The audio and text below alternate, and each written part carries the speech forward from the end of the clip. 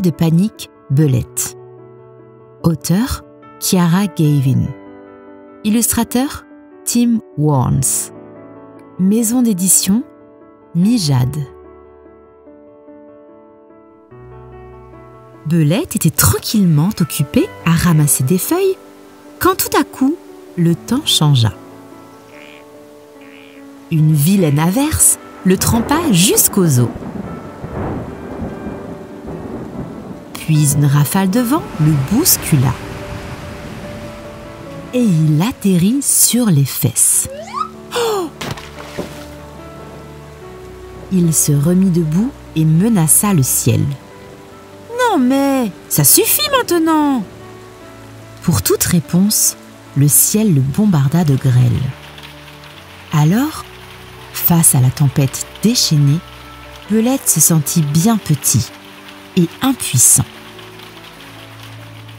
Il décida de se construire un abri. Mais ça ne découragea pas la pluie, qui reprit de plus belle.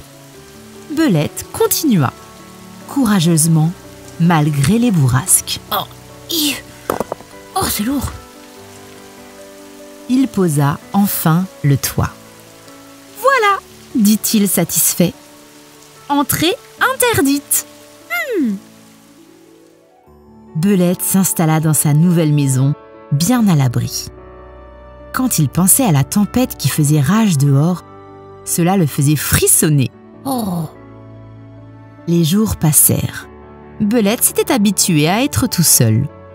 Et voilà qu'un jour, il tourna la tête. Et à son grand désarroi, il découvrit une taupe assise sur son canapé. « Quel est cet endroit ?» demanda Taupe. « C'est une forteresse !» répondit sèchement Belette. « Oh, magnifique !» s'enthousiasma Taupe. « Rien de tel qu'une belle forteresse. Je monte la garde de ce côté-ci et toi de l'autre. »« Non !» dit Belette. « Ce n'est pas une forteresse pour jouer, c'est ici que j'habite. »« Magnifique !» s'exclama Taupe en s'installant confortablement. « Je prendrais bien une tasse de thé. »« Non !» dit encore Belette, de plus en plus mal à l'aise. « Ce n'est pas un endroit où je reçois des visites. C'est une cachette. »« Magnifique !» dit Taupe. « Ferme les yeux, compte jusqu'à 10, moi je vais me cacher. Ne triche pas. »« Non !» répéta Belette. « Je ne suis pas venue ici pour m'amuser, mais pour me mettre à l'abri. »« À l'abri ?» demanda Taupe. « Qui veut te faire du mal ? Ces renards ? Regarde la grimace terrifiante. Si ça ne le fait pas fuir. » « Non !» grommela Belette. « C'est la tempête que je fuis, et il n'y a pas de place pour deux. »« Ben c'est pas très amusant alors, » répondit Taupe. « Je n'ai pas dit que ça devait être amusant. Je veux juste être en sécurité. » Taupe toucha gentiment l'épaule de Belette. « Mais, en fait, qu'est-ce que tu lui reproches à la tempête ?» Alors Belette raconta le vent et la pluie, le froid et l'humidité, la grêle, la neige, la glace, toutes ces choses qui lui faisaient terriblement peur. « La tempête est vraiment effrayante, » soupira-t-il. «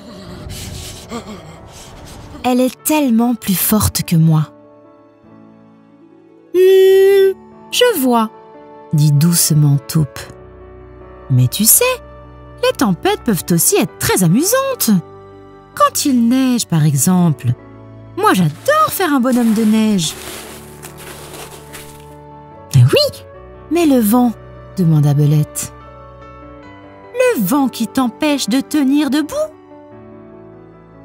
Ah, j'adore ça !» jubila Taupe. « Quand le vent ébouriffe ma fourrure, ça me chatouille partout. »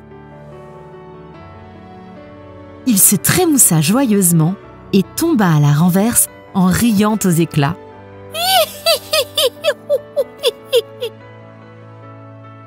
Et la pluie? Insista Belette. Que fais-tu quand tu te fais surprendre par une pluie glaciale? Mais je cherche la plus grande flaque et je patauge dedans. Puis je rentre me sécher au coin du feu et je bois une tasse de soupe bien chaude.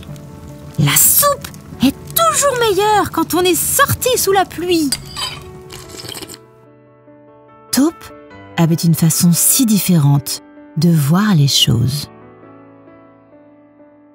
Mais, Taupe, demanda encore Belette, que fais-tu quand tu as peur de quelque chose et que tu dois l'affronter?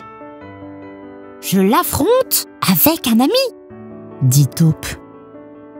Et il tendit la patte en souriant. Belette prit la patte de Taupe. Ils sortirent ensemble et furent accueillis par le beau temps, la chaleur et le soleil.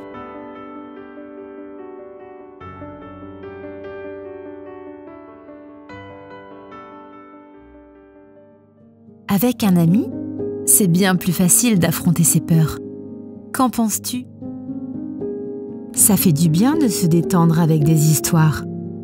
Si tu as aimé ce livre, tu as le lien pour l'acheter en dessous, dans la description.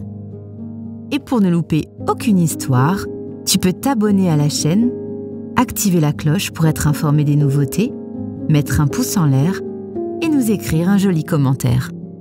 À très vite les amis.